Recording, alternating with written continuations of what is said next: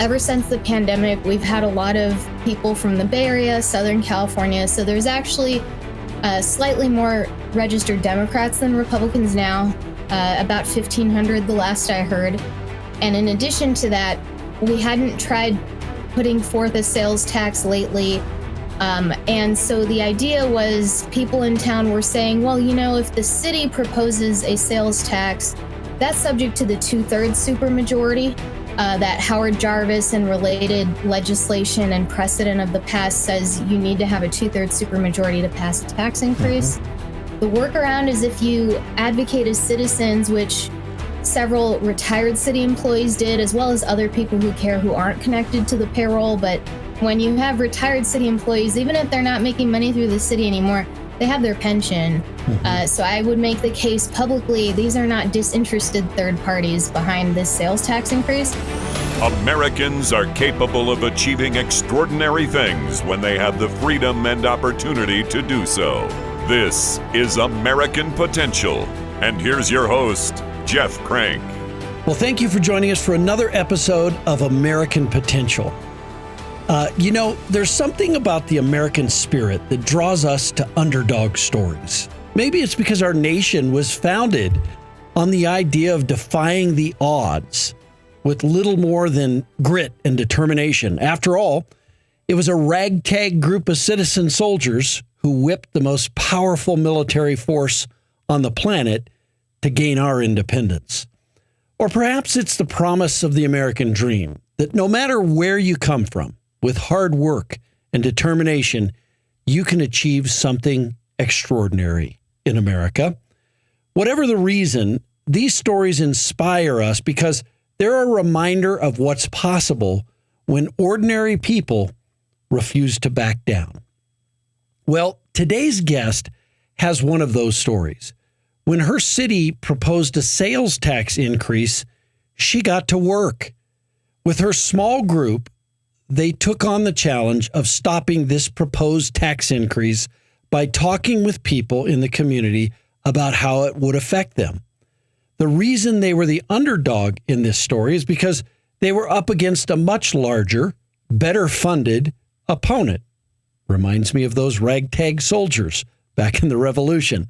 I want to welcome today's guest, Sarah Norberg, to the show to share her story and how her group was able to stop this tax increase. Sarah, thanks for being with us.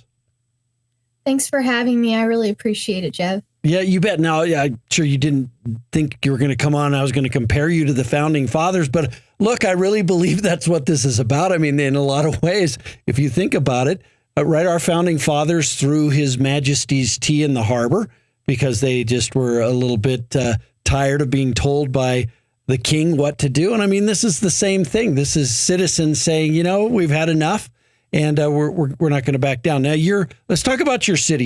Your city's a little famous because of a song. Talk about where you live. I'm from Folsom, California. We're well known for the prison because of the Johnny Cash Folsom Prison Blues song. And my dad's a retired correctional officer at both old and new Folsom prisons. I work at Old Folsom more like a social worker. So I'm connected to the prison too. And that's what we're known for. Yeah. Okay, great. Well, let's talk about this sales tax increase. What was the reason behind this proposed increase? Yeah. So Folsom is located in Sacramento County, the capital county of California. Mm-hmm. And so the county sales tax is set, and we had not increased over that. Many cities in our county did. Rancho Cordova, Elk Grove, neighboring comparable cities felt like we can't operate with the funds we have. So it was sort of like everyone else is doing it. Argument that they raised their sales tax on themselves and had the additional sales tax stay within the city. It used to be that we got a good amount of sales tax from, you know, that the city got a decent share. And as more purchasing went online, we didn't adjust to how, I guess, the formula when you purchase something online rather than brick and mortar, your city gets less of the sales tax back than if you purchased in person in Folsom.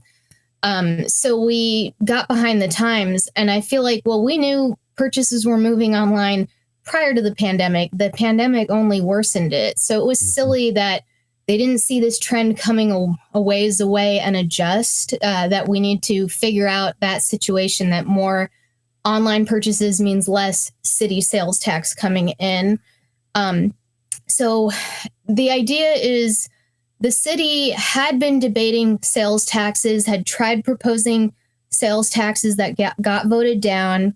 And when I was growing up in Folsom 15 years ago, it was a lean conservative place that there were more Republicans than Democrats registered. Ever since the pandemic, we've had a lot of people from the Bay Area, Southern California. So there's actually slightly more registered Democrats than Republicans now, about 1,500 the last I heard. And in addition to that, we hadn't tried putting forth a sales tax lately.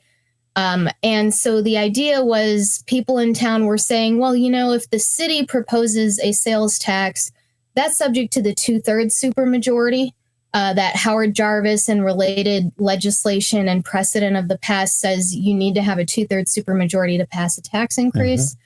The workaround is if you advocate as citizens, which several retired city employees did, as well as other people who care who aren't connected to the payroll. But when you have retired city employees, even if they're not making money through the city anymore, they have their pension. Mm-hmm. So I would make the case publicly, these are not disinterested third parties behind this sales tax increase, but still they're citizens of the town. And by being a citizen-led tax increase, they were subject to a simple majority. So that's what animated me. If 2/3 of people want to raise a tax, so be it. That's a pretty protective measure. By lowering it to 50% plus one, I was asking around almost a year ago, is anyone else against this tax increase? Because all I can see are these influential interests in town, more money getting poured into that effort, and I don't see people being opposed. So I connected with just a handful of people. We had a president, vice president, treasurer, me, and 2 people from SAC Tax, since we're in Sacramento County. And that was our whole board to try to defeat a very well-funded effort to raise the sales tax indefinitely. There was no sunset language, no off-ramp language. It would have been in effect in perpetuity if passed. So let's talk about that. I mean, you talked about it a little bit, but let's go into a little more detail. How did your group get started? I mean, that's what I think if somebody's listening to this podcast or watching it, they want to know. They may be saying, hey, the same thing's happening in my community. So how did you go about connecting with, even though it was just a small group of people, how did you get connected with them, and how did your group begin to grow and start opposing this effort? It was trial and error for me. I didn't know if other people were really against the tax that was emerging. And so I reached out to SAC Tax. Whenever I saw sympathetic comments on Facebook, Folsom Chat, it's a very large Facebook group and it has like half the city residents on there. So I know not everyone in Folsom Chat lives in Folsom. Mm-hmm. They may live nearby, but, I was just very active on social media, reaching out, asking around, is anyone else against this? And that's how I got connected to what became our very small board, this core group. And there were like-minded people, but they didn't have the time. So these were the people who we would get yard signs once we had a little money, and just ask them, please spread the word. If you don't have the time to do door knocking, canvassing, telling friends and neighbors does the work too. Yeah. So, I mean, literally, and I want people to understand this, right? Because they may be, as I said, in the same situation. You would go on a forum on, say, Facebook or on social media where they were talking about this issue, and then you'd see some of the people who were commenting, and then you would kind of reach out to them. Is that right? There weren't that many people talking about it a year ago. It's like it was on no one's radar. Right. So I would, when other things came up like overdevelopment, and we felt this tax is to finance or pay for how we've run amok with overdevelopment, I would just latch on to adjacent conversations and see, is there anyone else who's really against this tax that's in the works? Right. But because I have no professional background in this. I've just been a reliable voter who follows the news. I've never been in a campaign before.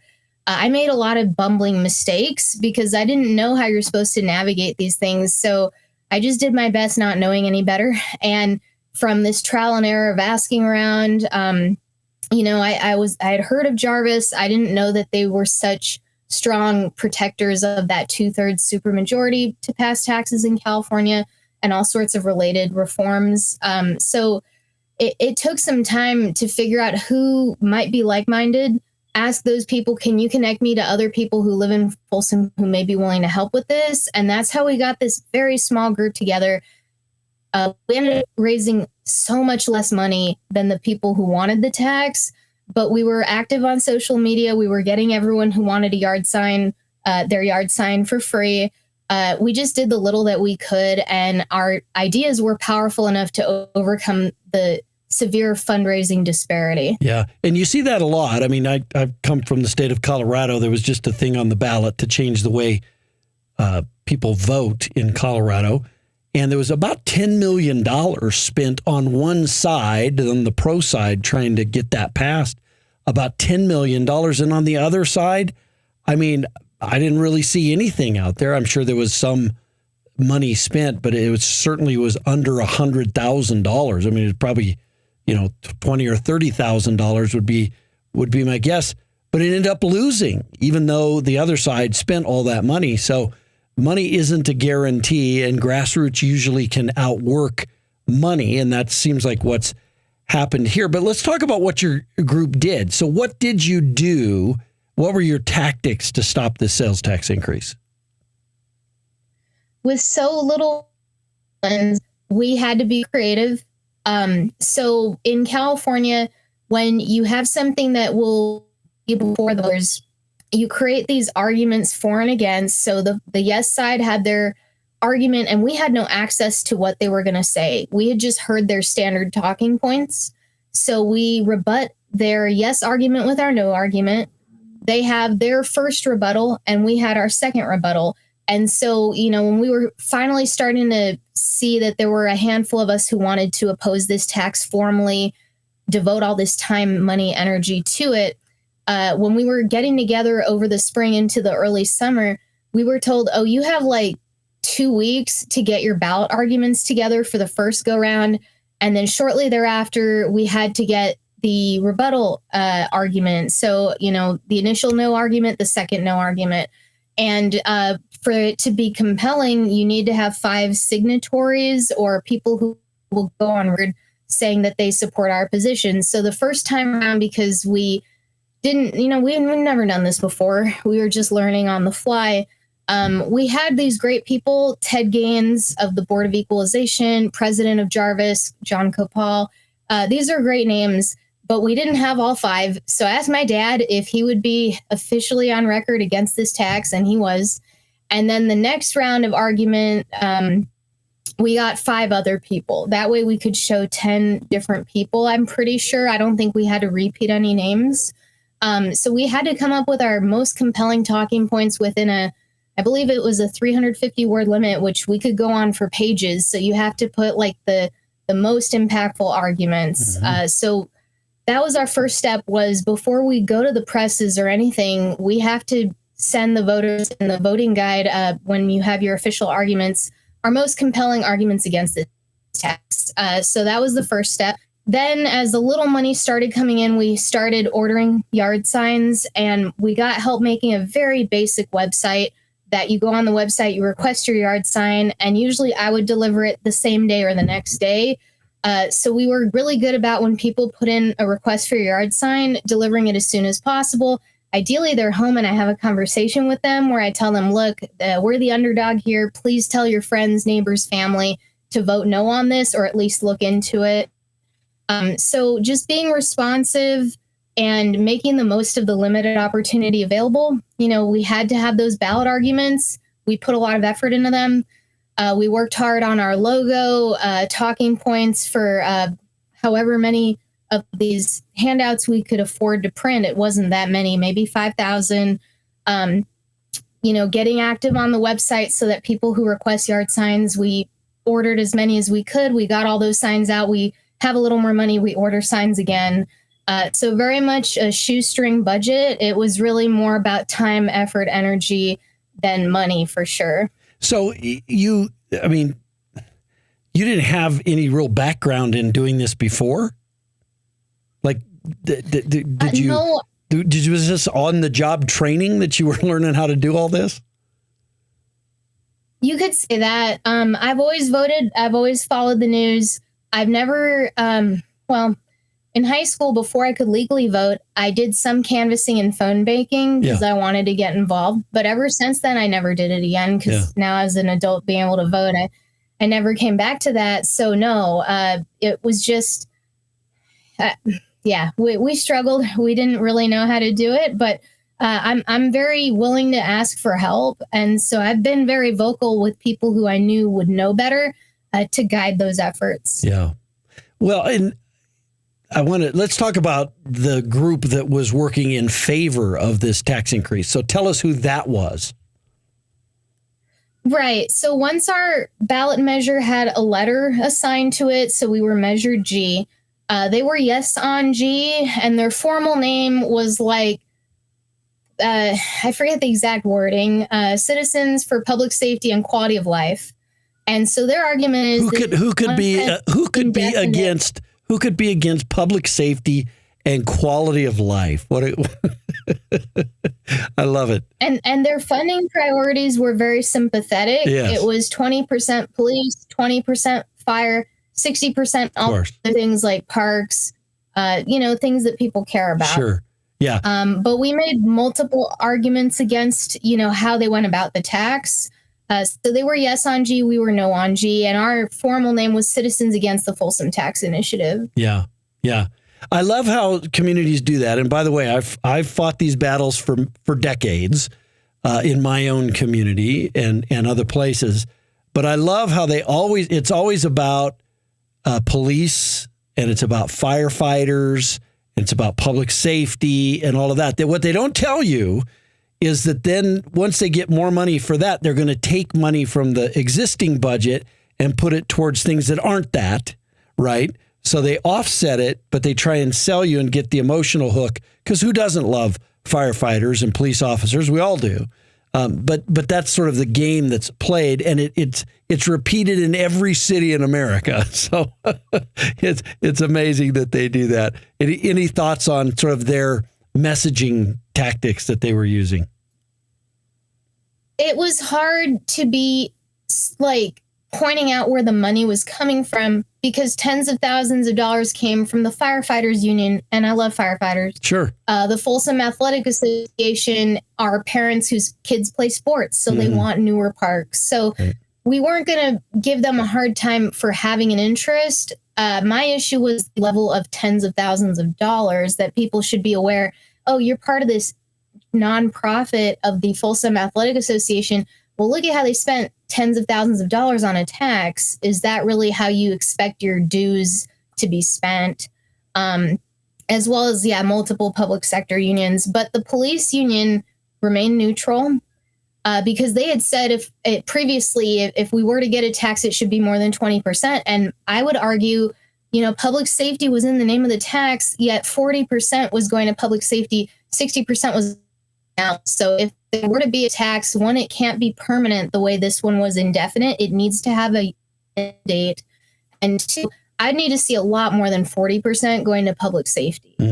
So it bothered me that public safety were the first two words in the name, and yet 60% goes to other. Sure. Yeah. Well, they didn't want to talk about that. They didn't want to call themselves the Committee for Government Waste. Let me ask you, when you're talking about this group, how much money did they raise and spend versus what you raised and spent?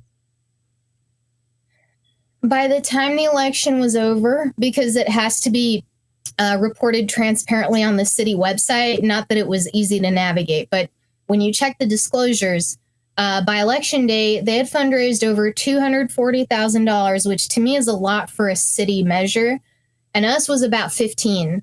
So they grossly outspent us. A lot of their money came from big developers who feel like okay, when we keep building, we need more money for police fire for these new parts of town.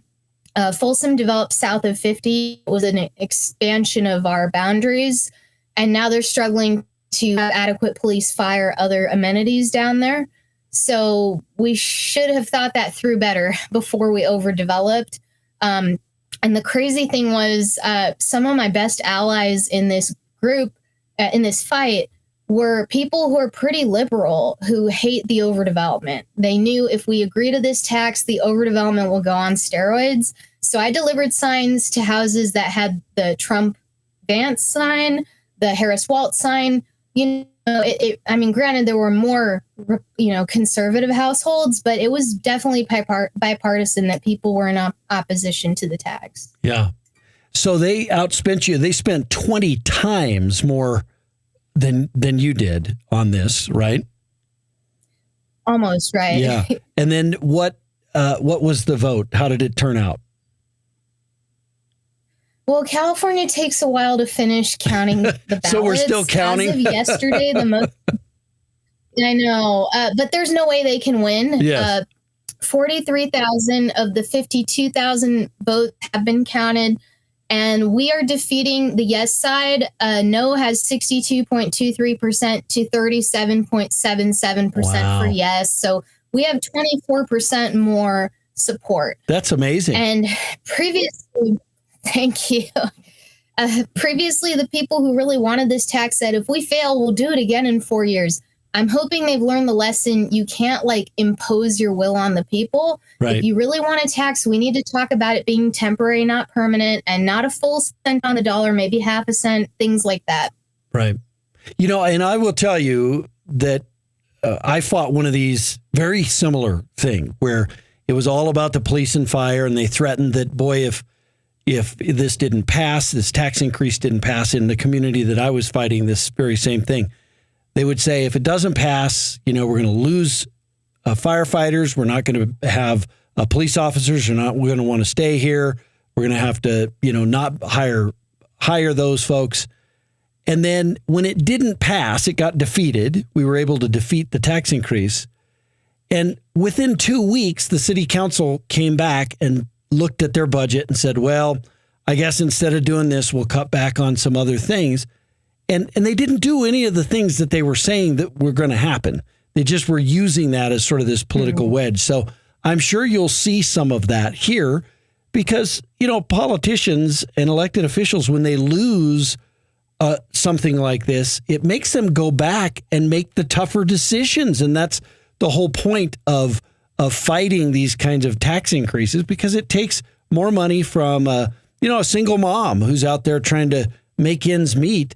Why do they have to pay for it? And politicians or elected officials never seem to have to tighten their belt and make the tough decisions. So you're going to see that, I'm sure, in your community coming up soon.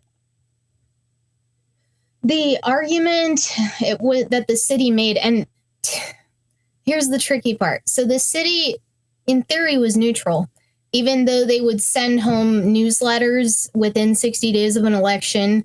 One newsletter saying, look, we need money so bad. And at the end of the newsletter, it said, oh, there is this Measure G you could vote on that would raise the sales tax.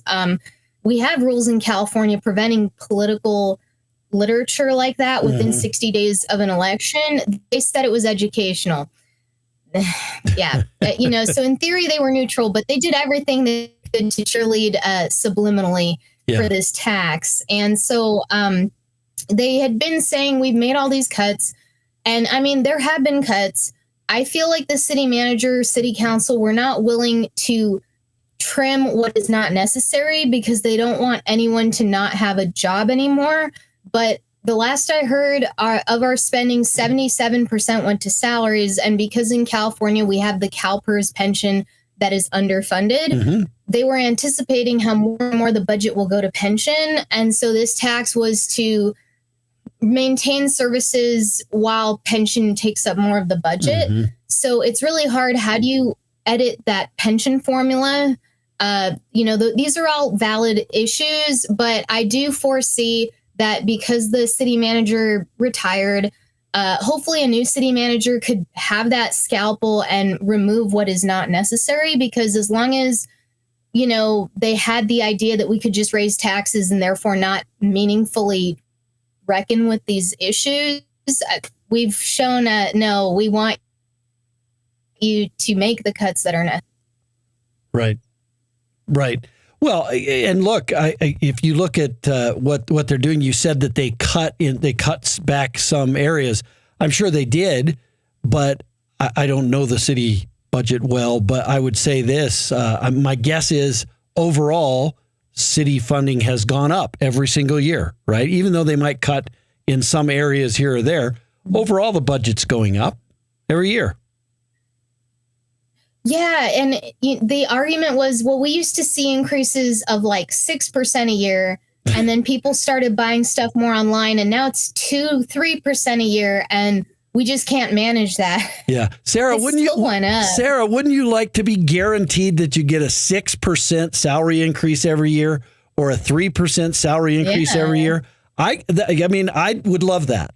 I don't think it happens in most places, right. But in government, somehow they think that they're entitled to it because it isn't their money, it's your money. I mean, it's amazing. I'm very proud of you for stepping up and taking this on. And it sounds like you've become quite an expert on their budget, on how to defeat their tax increases, those sorts of things. How did it feel when you found out that the community voted this tax increase down? I was so relieved. And, it may seem silly that I would think, hey, we could lose here, not only because of the money, but this was the very last item on the ballot. And I'm accustomed to people not voting down ballot. And we have so many propositions on the ballot. I thought they might vote for the first half and forget the rest. I was worried about with all that money, they had sent multiple mailers. They were texting voters. With our limited funds, we were able to do a single mailing, and we couldn't even get it out to the full town. We had to do like a micro targeting. And so I thought, we've just gotten our word out with time on social media. I would be at the street corner with the signs, just man on the street campaigning, sort of. We did some canvassing. And my concern was, the four of us from Folsom, I was the secretary, vice president, president, treasurer. We all had full-time jobs. So as much as we poured most of our life outside of work to this, the 15 or so people who wanted the tax, most of them were retired. They had all the time on their hands to make their case all the time. And they courted all these big interests for that money. So I was very concerned we may not, defeat the tax. And I should have realized inflation's too high. Even with all those factors, people would hear our argument and resonate so much more with it. So I'm a naturally nervous person. I assume the worst, and it was very comforting to know if you take the time to relate to people, you can persuade them. Yeah. Well, maybe you should call yourself the Folsom Four, the four of you who did this. One of the things that I'm sure you were very excited when you saw the results come in. One of the most nerve-wracking things about some campaigns is I'm sure you didn't have any money for polling, right? So you're kind of flying blind, and you think it's going well or not. I mean, you have a feel for things, but until those votes roll in, you don't really know unless you have some polling that's kind of telling you. And I'm sure you didn't have that because you didn't have the money to do that, right? Right, but it's a reasonably small, not that small enough town where we heard the rumors that the yes side in their polling found that us hammering that this is forever, there is no end date, it would be indefinite, if passed, we'd have to do a whole nother ballot initiative to get rid of it. Right. That was our most compelling point. If they had put an end date, they may have passed it. Right. So we heard from their research that we were doing a good job messaging that point. So they had the money for polling, but you were hearing what their polling was telling them, which is even better. I love that. Secondhand, yeah. That's great. That's awesome. So having been involved in this, what's that inspired you to potentially do now that you've seen what getting involved does and what it meant? The lack of local leadership drove me crazy. all of the prominent Republicans you would think should be opposed to a permanent 1 cent on the dollar tax increase stayed out of it. And that's for good reason. Not only all the money on the yes side, but the yes organizers approached all these major players, our assemblyman who's a Republican, congressman, county supervisor, approached all of them, kissed the ring, said, please, this is a local matter, stay neutral. Mm-hmm. And by asking well in advance before we ever had a chance to make the point, no, there's a lot of problems with this tax, you should really be against it. It was enough for them to stay out of it, because I don't think you can trust you'll be reelected if you alienate developers that have so much money. So, because of the lack of local leadership, some of us from No1G are considering running for city council down the road. And I am considering myself, but I only care about Folsom. I wouldn't want to represent other places. Not that I dislike them. I'm just so biased in favor of Folsom. And I wouldn't want the, responsibility for neighboring towns. So if I do end up running, people could be assured it's not a stepping stone. I'm just interested in staying here. You're not running for Congress. You might just run for city council in Folsom, right? And stay there. And stay there. And stay there. That's great. Well, listen, I think that's awesome. And I think people need more people like you. This is always my argument on these city things. Every time they pass a tax increase, it's like when a pot of water is boiling and you take the lid off, the boiling settles down. And that's what a tax increase does. It stops you from having to make the tough decisions, right? And government never is willing to do that. I don't know why cities and counties don't go through and look at all the things that they do and then decide, could this stuff be done by private sector? If you have a parks department in my community, there's a county parks department and a city parks department. Why not combine those parks department? Or worse yet, why not go see, or better yet, I guess, why not go see if somebody in the private sector might be willing to take care of your parks for you or manage it for you? They might do a better job. They probably would, right? And so if you can go and open, I always say the yellow pages, but, people in younger generations like, what are yellow pages? And I understand that. If you went to Google and you Googled a company and said, can a company do this? If there's a company that's willing to do it, you kind of have to ask, why is government doing it in some ways, right? So, but cities and counties and towns never do that if they always have a tax increase that they can go to. And so we need more people like you, Sarah, who are going to go there, who are going to look at the possibility of, figuring out how to make government more efficient and thinking of the taxpayer. Your thoughts on that? Absolutely. So more immediate next steps. There are multiple of us who feel like if others aren't willing to go through the budget, essentially line by line, to get to where the inefficiencies, waste are, we need to have some sort of citizen oversight that would do that. Because, there are multiple people who oppose the tax who will never agree to a tax until they see where the money's going in minute detail. I'm the kind of person that would support a half cent on the dollar that's temporary, not permanent, and more of it going to police fire than those other priorities. But I hear enough from the people who are like, where's the money going now? That I agree there should be that really strong budget oversight. That's one priority.